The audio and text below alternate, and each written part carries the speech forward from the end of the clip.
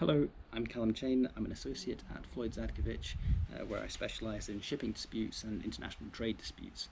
A number of those disputes are subject to arbitration agreements, and today I'm going to look at the importance of having an arbitration agreement in writing, as opposed to an oral arbitration agreement. The starting position, for me at least, is under English law. I'm a solicitor in England and Wales, so applying English law, we look at Section 5 of the Arbitration Act 1996, which says that arbitration agreements have to be in writing or evidenced in writing, and that can be by way of exchange of emails, which is quite a common way to conclude a contract in the world of maritime trade, or alternatively that can be evidenced in writing in the way that we would conventionally imagine a contract, where you have a term for the which includes the arbitration agreement. The English law requirement to have an arbitration agreement in writing puts arbitration agreements in a very narrow category under English law. Almost all agreements under English law can be agreed without being in writing, and it's only a very, very narrow category of agreements that can't, including things like sale of land.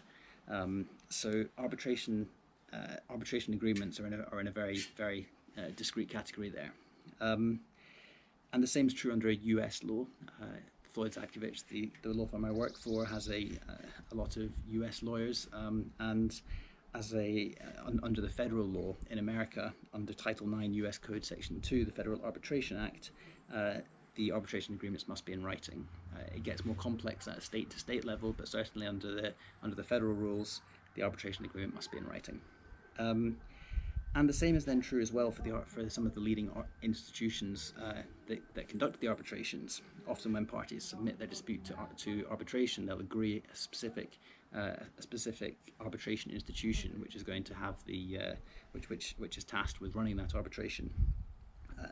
A popular one for international trade disputes is the London Court of International Arbitration, and under Rule 1.1, where it sets out what's required for a request for arbitration, that includes the arbitration agreement itself. And obviously, if you're going to send the arbitration agreement itself, you have to send something. So, therefore, it implies that it must be in writing. Similarly, under the ICC arbitration rules, although the form of the request is much more free-form under those rules, under Article 4.3, you are also required to you're also required to show to the ICC the arbitration agreement under which you're requesting the arbitration. That's obviously important for the institutions themselves. They need to know that they have the authority to resolve this disputes, and they need to see that has been agreed to in writing by both parties, rather than simply relying on one party saying, yes, we agreed to do this, without having any evidence in writing of that agreement. Finally, and the most important point from my perspective, is the issue of enforceability of arbitration awards. Arbitration awards are an extremely useful tool, especially in international trade disputes, because of the New York Convention. The New York Convention allows arbitration awards to be enforced across the world. There are a huge number of signatories to the New York Convention, and it makes enforcing an arbitration award in a number of cases much easier than enforcing a judgment from say the High Court of England and Wales. And the New York Convention provides Article 2.1 that every state that is a signatory to the New York Convention will recognise an arbitration agreement in writing.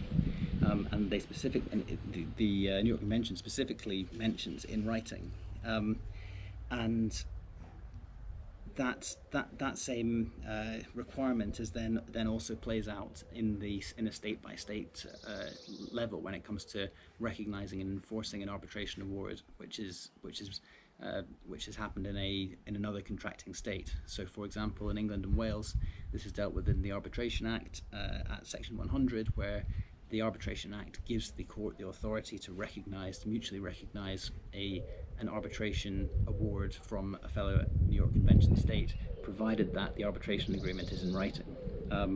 So, for the prosecution of the arbitration, but most importantly for the enforcement of the arbitration, you need to make sure that arbitration agreements are in writing. Thank you.